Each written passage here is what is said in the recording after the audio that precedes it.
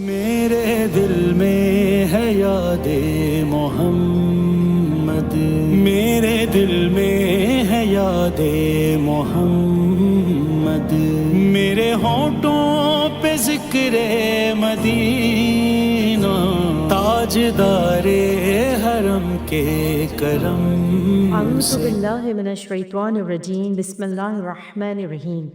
الحمد للہ رب العالمین، الصلاة والسلام علی اشرف الانبیاء والمرسلین، سیدنا و نبینا و طبیب قلوبنا و شفیع ذنوبنا ابی القاسم محمد۔ میں Batool Zahra fine T V Canada کی جانب سے پروگرام قرآن اور وارث قرآن، میری اور میری پوری ٹیم کی جانب سے آپ سب کو السلام علیکم۔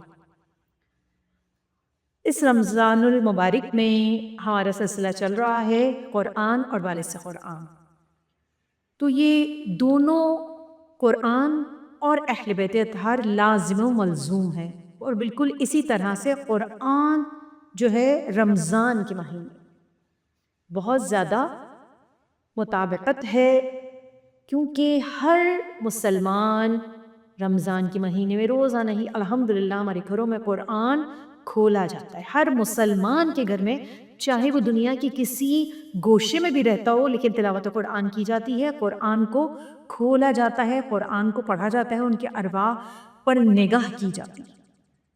یقیناً جو سعادت ہے اور پروردگار عالم نے جو اس قرآن کو بھیجا ہے، یہ کمال سعادت ہے انسانیت کے لیے، انسان کی خوش بختی کے لیے، انسان کو کمال تک پہنچانے کے لیے، انسان کی فلاح و بہبود کے لیے اور انسان کی سعادت کے لیے۔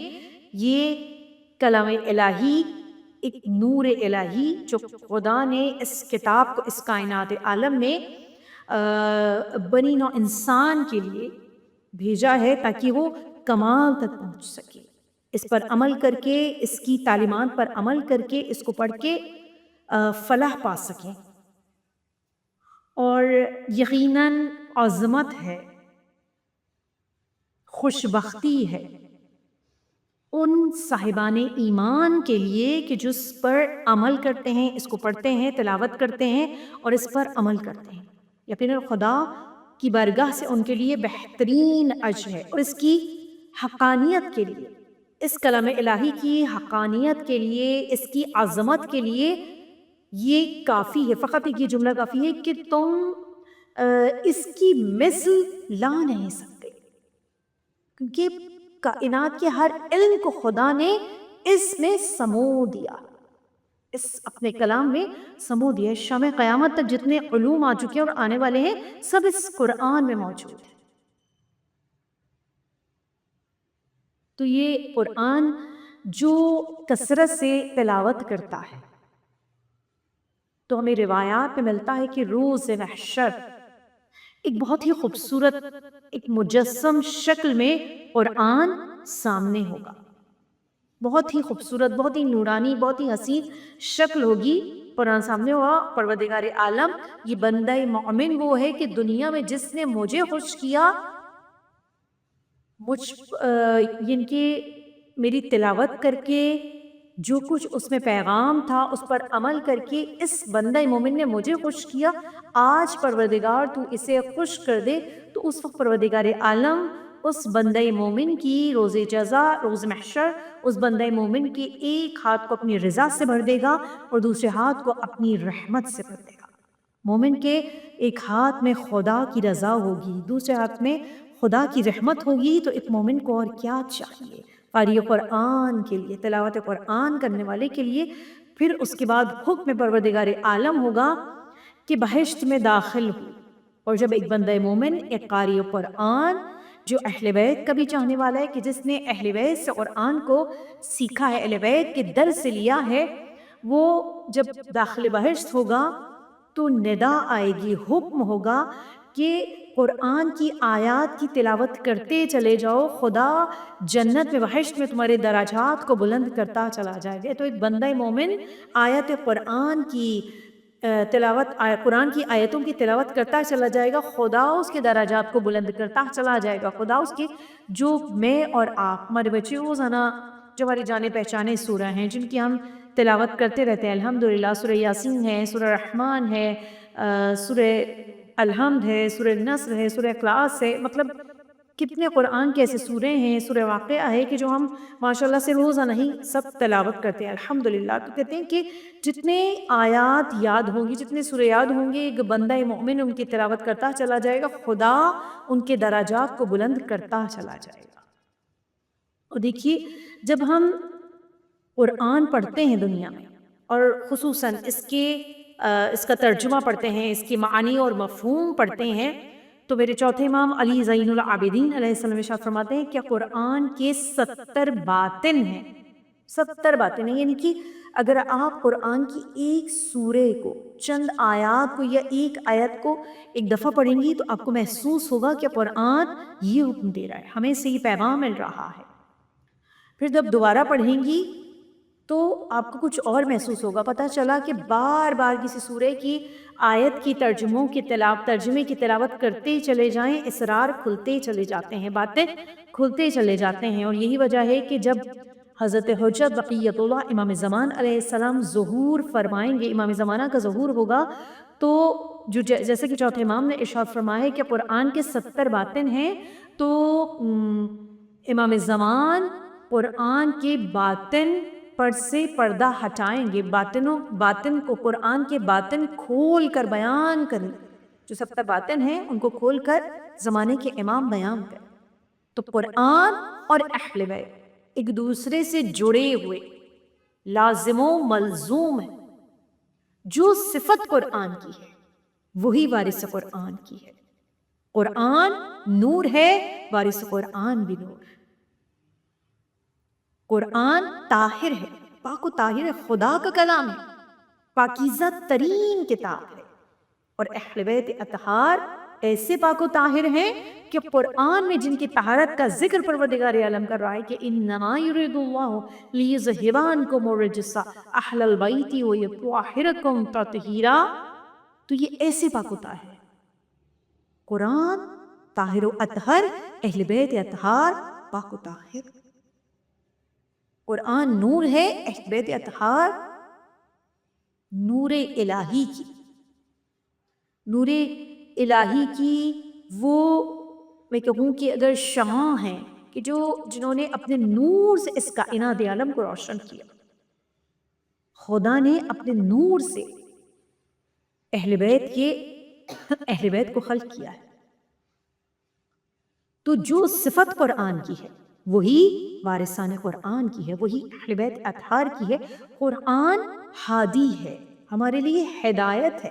قرآن کو ہم کھول کر پڑھیں، ہدایت ہی ہدایت ہے ہمارے لیے، بنی نوع انسان کے لیے ہادی ہے، ہدایت. اور اہل بیت اطہار ائمہ معصومین ہادی برحق ہیں ہر زمانے میں. یہی وجہ ہے کہ جناب رسول خدا احمد مجتبی محمد مصطفیٰ ارشاد فرماتے ہیں کہ ہر زمانے ایک ہادی موجود ہوگا. اگر اس کائنات عالم میں فقط 2 لوگ رہ جائیں گے تو ان میں سے ایک ہادی ہوگا. خدا اتنی بڑی کائنات کو بغیر ہدایت کو چھوڑ ہی نہیں سکتا.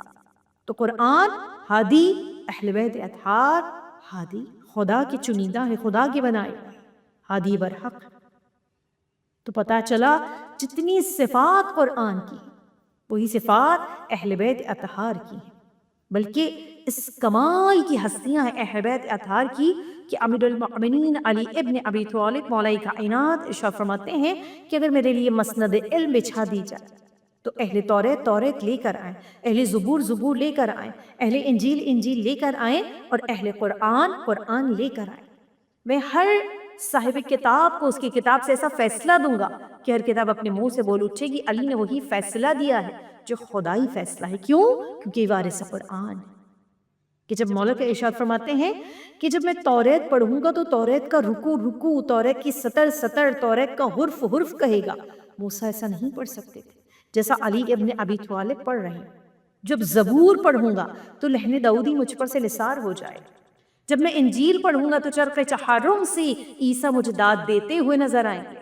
اور اس کے بعد امام شاہ فرماتے ہیں کہ جب میں تلاوت قرآن کروں گا تو میرا بھائی محمد مصطفیٰ یہ فخریہ کہے گا کہ قرآن کا علم یا تو میں جانتا ہوں یا میرا بھائی علی ابن ابی طالب جانتا ہے، کیونکہ علی وہ ہیں جو علی مع القرآن والقرآن مع علی، قرآن علی کے ساتھ ہے اور علی قرآن کے ساتھ ہے، کہ علی فیصلہ دینے والوں میں سب سے بہترین قاضی ہے۔ رسول اللہ نے ارشاد فرمایا کہ علی کا فیصلہ فیصلہ ایمانی ہے، علی کا فیصلہ فیصلہ رحمانی ہے، علی کا فیصلہ فیصلہ ربانی ہے، علی کو مجھ سے وہی نسبت ہے جو ہارون کو موسیٰ سے تھی۔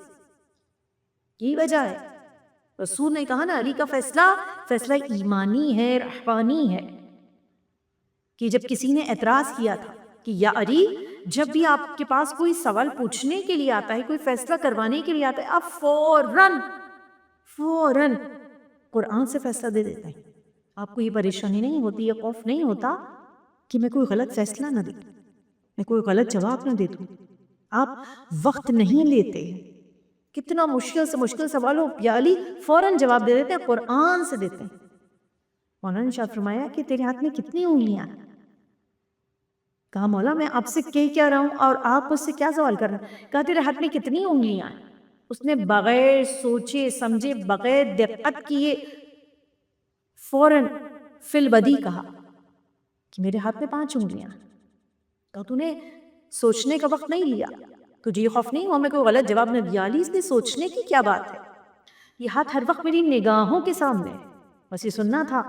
امیر المؤمنین وارث قرآن نے ارشاد فرمایا کہ جس طرح سے یہ ہاتھ ہر وقت تیری نگاہوں کے سامنے ہے، بالکل اسی طرح سے پوری کائنات کا علم اور قرآن علی کی نگاہوں کے ہر وقت سامنے، اور جو چیز نگاہوں کے سامنے ہو اس میں سوچنے کی کیا بات ہے کہ ایک قدم رکاب میں رکھتے ہیں تو قرآن شروع کرتے ہیں اور دوسرا قدم رکاب میں رکھتے ہیں تو قرآن ختم کرتے ہوئے نظر آتے ہیں، کیونکہ نقطہ قرآن ہے، کل ایمان ہے، علم کباب ہے، وسیر رسالت معاب ہے۔